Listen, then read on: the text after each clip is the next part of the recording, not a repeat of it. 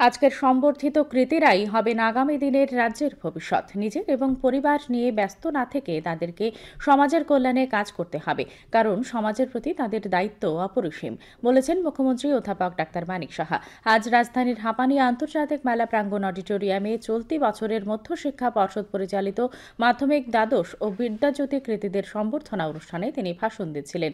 বিদ্যালয় শিক্ষা অধিকর্তা এনসি শর্মার পৌরোহিত্যে অনুষ্ঠানে এছাড়া ভাষণ দেন শিক্ষা সচিব রাভেল হেমেন্দ্র কুমার। এদিন মোট ৮২ জন কৃতী ছাত্রছাত্রীকে সম্বর্ধনা জানানো হয়। মুখ্যমন্ত্রী নয়া শিক্ষানীতির সুফল, রাজ্যের উচ্চশিক্ষার হাব, মেডিকেল আসন সংখ্যা বৃদ্ধি সহ রাজ্যের শিক্ষা প্রসারে সরকারের উদ্যোগের বিভিন্ন দিক তুলে ধরেন।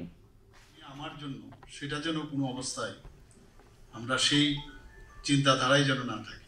আমার যে সমাজের জন্য আমার দায়িত্ব রয়েছে, কারণ এই সমাজেই আজকে যারা এখানে ভালো রেজাল্ট করেছে, সমাজের কারণেই কিন্তু সেটা সম্ভব হয়েছে।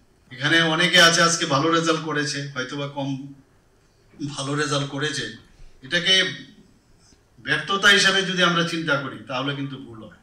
কারণ ব্যর্থতার মধ্যেই কিন্তু লুকিয়ে রয়েছে আগামী দিনে আমি কিভাবে নিজেকে আরো আমার চেষ্টা এবং আমার পরিশ্রমের মাধ্যমে সেই জায়গাকে আমি ওভারকাম করব।